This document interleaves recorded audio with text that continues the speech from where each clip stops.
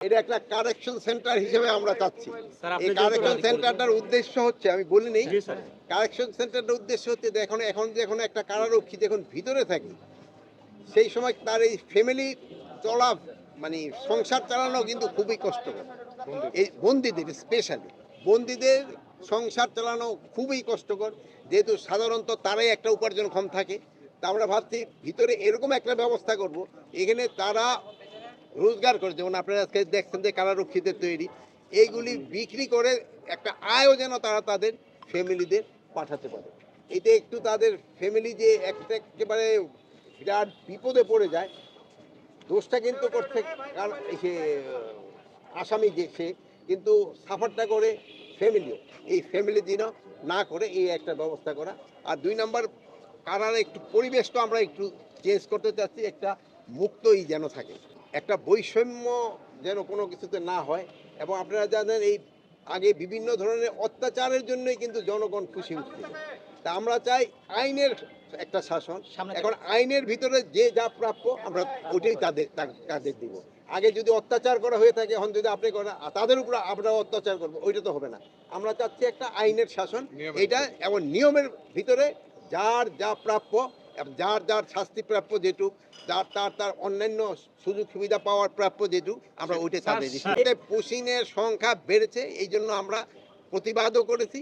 But যারা আমাদের দেশি, আমাদের বাংলাদেশি, যেহেতু আমাদেরই ভাই, তাদের ক্ষেত্রে আমরা বলছি ভারতকে যে তোমরা প্রপার চ্যানেলে পাঠাও।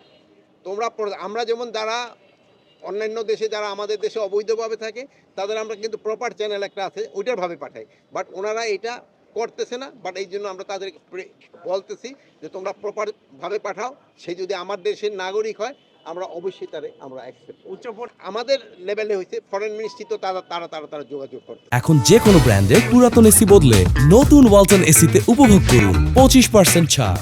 বলছি যে গত ঈদ কিন্তু মাশাআল্লাহ অনেক ভালোভাবে হয়েছে, যেটা আপনারাই কিন্তু বিভিন্ন মাধ্যমে আপনারা প্রকাশ করছেন।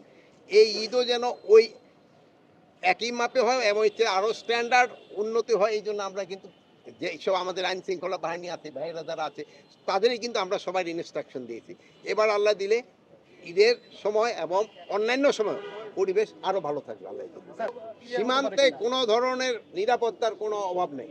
আমরা আমার জনগণ সম্পূর্ণভাবে নিরাপদ এবং সীমান্ত সম্পূর্ণ নিরাপদ। আমার বাহিনী সব সময় যে কোনো পরিস্থিতি মোকাবেলা করার জন্য প্রস্তুত আছে। কোনো রকমের অশান্তি এখানে বর্ডারে হবে না আল্লাহ। কোনো সংবাদ একটু বেশি প্রকাশ করা হয়, এক্সাজারেট করা হয়, প্রতিবেশী দেশ কিন্তু একটা সুবিধা পেয়ে যায়। এই জন্য আপনারা সবসময় সত্যি সংবাদ প্রকাশ করে আসছেন, ওইটি আপনারা প্রকাশ করবেন।